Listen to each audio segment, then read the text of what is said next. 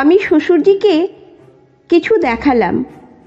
তিনি বললেন, তুমি জানো না তুমি আমাকে কি দেখালে?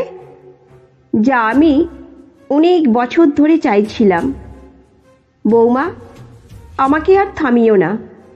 এটা বলেই তিনি তাড়াহুড়ো করে সব কিছু শুরু করে দিলেন।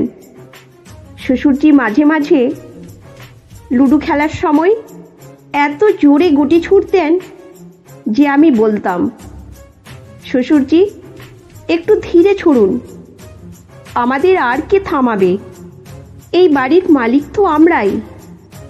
আমরা যখন চাইতাম তখন সকাল হতো, আর যখন চাইতাম তখন সন্ধ্যা।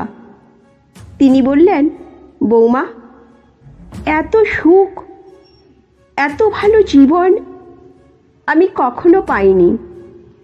তোমার আগমনে আমার জীবন সম্পূর্ণ বদলে গেছে। আমার নাম প্রীতি, বয়স ২৬। আমার বিয়ে হয়েছে এক ধনী জমিদারি ছেলের সাথে, যার নাম সমীর। আমার শ্বশুরজির ছেলে বিদেশে চাকরি করেন, এই জন্য শ্বশুরজি সব সময় চিন্তিত থাকেন। আমার স্বামী খুব কমই বাড়িতে আসেন। তিনি শুধুমাত্র বিয়ের জন্য এসেছিলেন এবং কিছুদিন পরে শহরে ফিরে যাওয়ার পরিকল্পনা করছিলেন।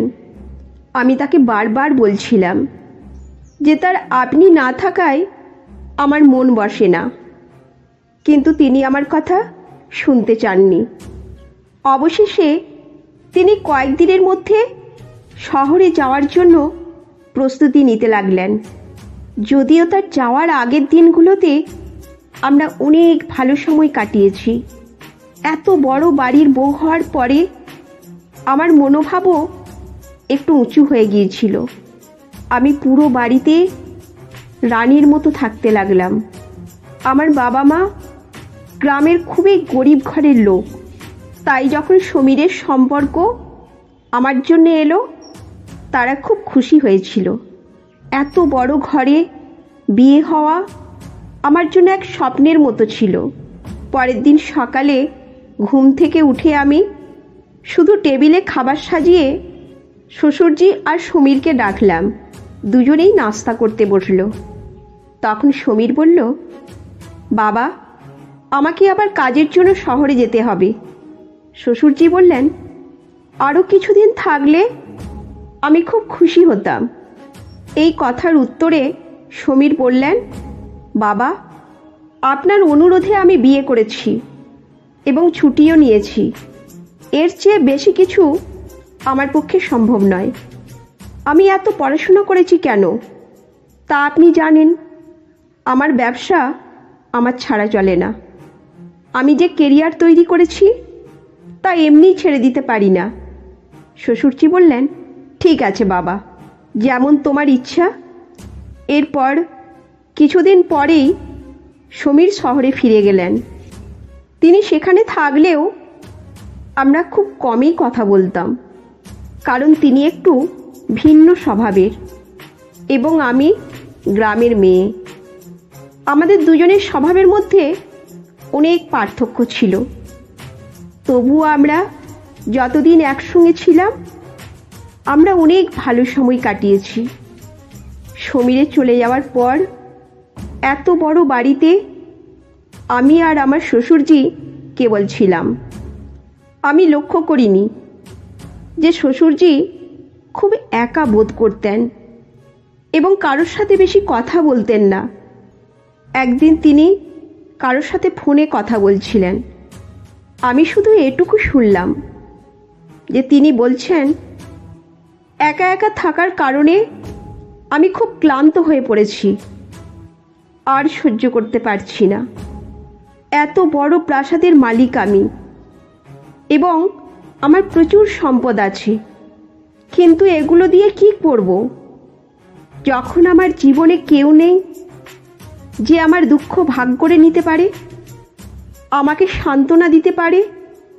উপাস থেকে কেউ হয়তো বলছিল, হ্যাঁ বন্ধু, তোমার বিয়ে করা উচিত।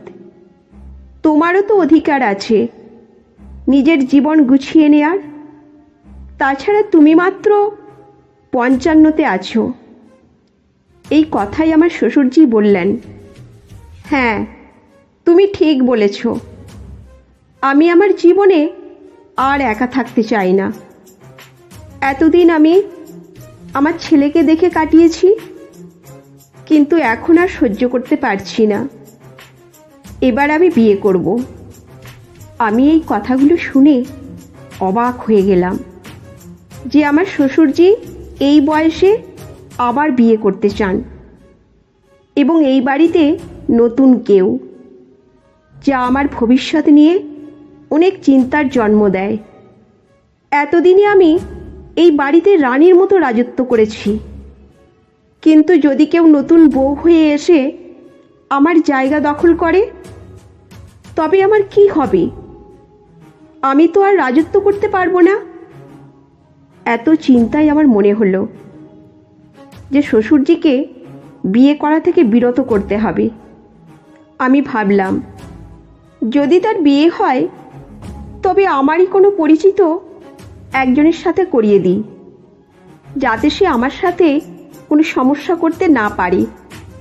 কিন্তু কি নিশ্চিত যে সে আমাকে ভালোবাসে? যদি সে পিছিয়ে যায়, তবে আমার কিছু করার থাকবে না। না না না, এত বড় ঝুঁকি আমি নিতে পারবো না। আমি অনেকক্ষণ ভাবলাম কি করা যায় যাতে বাড়িতে কেউ নতুন না আসে এবং আমি রাজত্ব করতে পারি। অনেক চিন্তা করেও কোনো সমাধান পেলাম না। রাতে যখন আমি শ্বশুরজিকে দুধ দিতে তার ঘরে গেলাম, তখন তিনি একা ছিলেন এবং মোবাইলে কিছু দেখছিলেন। তার কাঁধে একটি চাদর ছিল। চাদরের নিচে মোবাইলের আলো দেখা যাচ্ছিল। তিনি কি করছিলেন তা আমি জানি না। আমি ভিতরে যাওয়া ঠিক মনে করিনি এবং বাইরে থেকে দরজা ঠুকিয়ে বললাম, শ্বশুরজি, দুধ এনেছি। তিনি বললেন, ঠিক আছে, ভেতরে এসো। আমি ভেতরে গেলাম এবং তাকে দুধ দিলাম। এরপর বের হয়ে আসলাম। কিছুক্ষণ পর শ্বশুরজি সমীরকে ফোন করলেন। শ্বশুরজি বললেন, বাবা, আমি সকালে একটা কথা বলতে ভুলে গিয়েছিলাম। সমীর বললেন, হ্যাঁ বাবা, বলুন। তখন শ্বশুরজি বললেন, আমি বিয়ে করতে চাই। আমি অনেক একা বোধ করছি। আমার এক বন্ধু আছে, সে এই বয়সেও বিয়ে করে সুখী। আমিও চাই আমার বাকি জীবন কারোর সাথে কাটাতে। সমীর বললেন, বাবা, আপনি এই কথা বলার জন্য আমাকে ফোন করেছেন? আপনি জানেন না আমি কত ব্যস্ত। যা করার করুন, কিন্তু আমাকে বিরক্ত করবেন না। এত বলে সমীর ফোনটা কেটে দিল। এখন শ্বশুরজি কি ভাবছেন আমি জানি না। আমি আমার ঘরে ফিরে এসে চিন্তা করলাম, এইভাবে চলতে থাকলে সত্যি কেউ না কেউ এই বাড়িতে চলে আসবে। তাহলে আমার কি হবে? সমীর তো আমার খেয়ালই রাখে না, সারাদিন নিজের কাজে ব্যস্ত থাকেন। একজন শ্বশুরজি আছেন, যদি তিনিও বিয়ে করেন তাহলে আমার কোথাও যাবার জায়গা থাকবে না। আমাকে কিছু একটা করতে হবে যাতে শ্বশুরজির বিয়ে না হয় এবং আমি এই বাড়িতে রাজত্ব করতে পারি। তখন আমি রান্নাঘরে গিয়ে পানির বোতল নিতে গিয়ে ইচ্ছে করেই পড়ে গেলাম। আমি চিৎকার করে উঠলাম। আমার আওয়াজ শুনে শ্বশুরজি দৌড়ে দৌড়ে রান্নাঘরে এসে বললেন, কি হলো বৌমা? আমি বললাম, শ্বশুরজি, জানি না কিভাবে আমার পা পিছলে গেল। আমি পানির বোতল নিতে এসেছিলাম। শ্বশুরজি আমার হাত ধরে আমাকে উঠালেন এবং কাঁধের ওপর ভর দিয়ে আমাকে ধীরে ধীরে হাঁটতে বললেন এবং আমার ঘরে নিয়ে এলেন। আমি বিছানায় শুতে পারছিলাম না। এরপর তিনি আমাকে শোয়ালেন এবং বললেন, বৌমা, আমি ডাক্তারকে ফোন করি। আমি বললাম, শ্বশুরজি, এত রাতে ডাক্তারকে ডেকে বিরক্ত করার কি দরকার?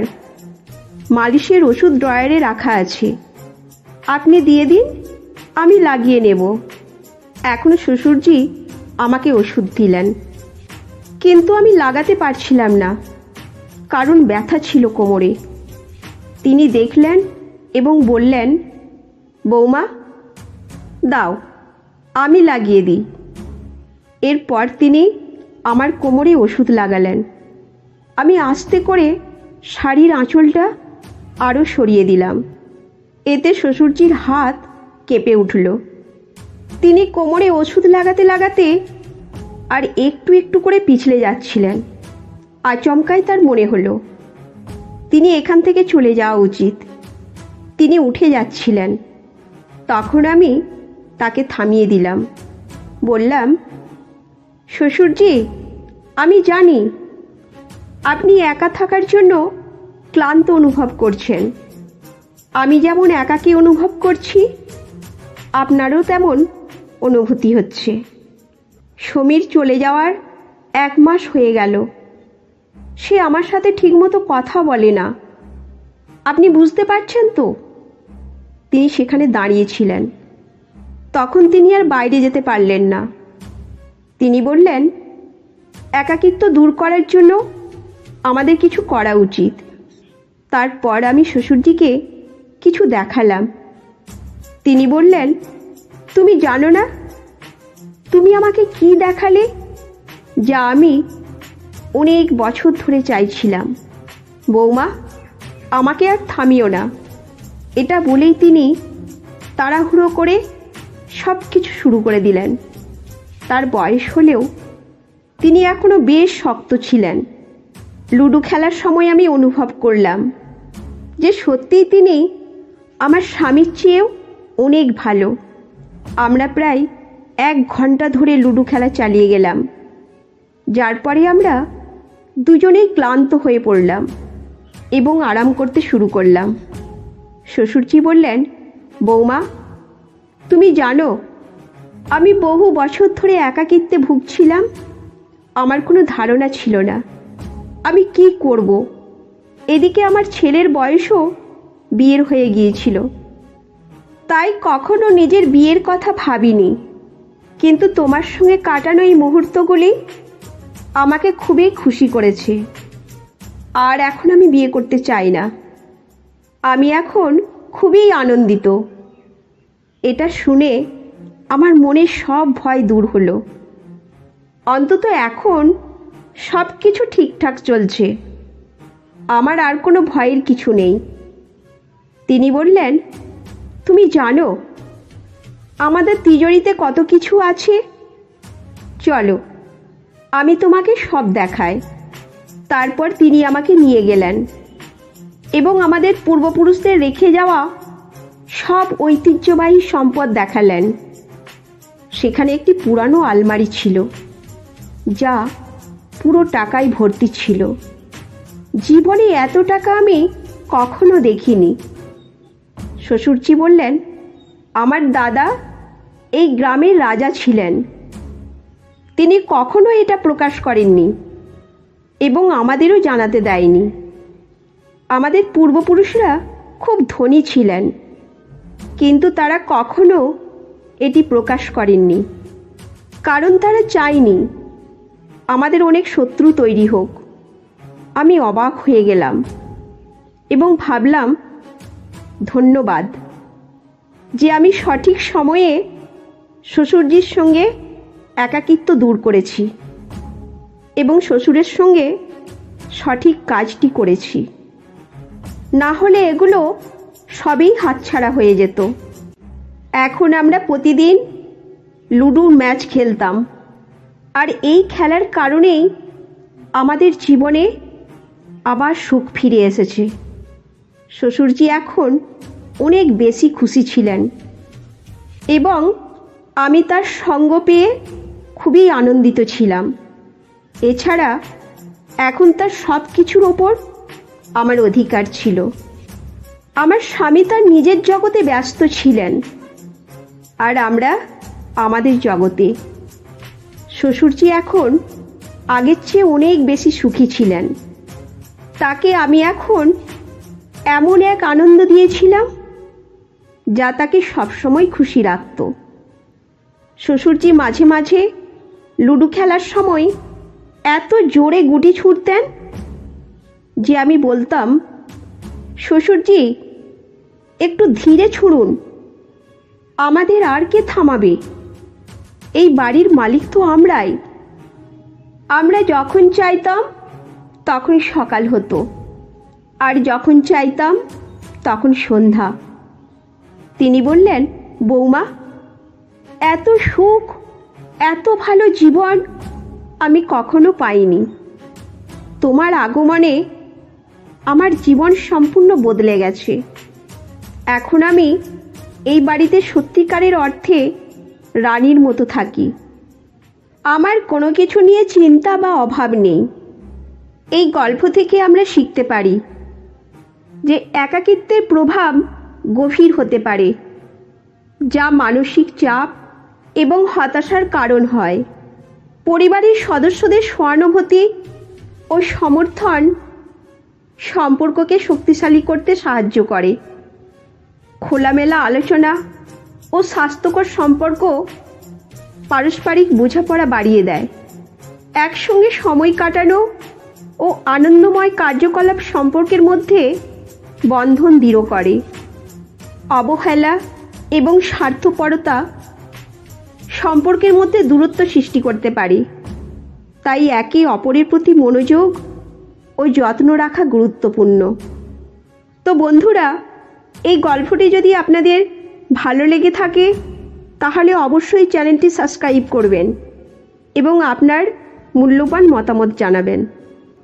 ততক্ষণ পর্যন্ত ভালো থাকুন, সুস্থ থাকুন। ধন্যবাদ।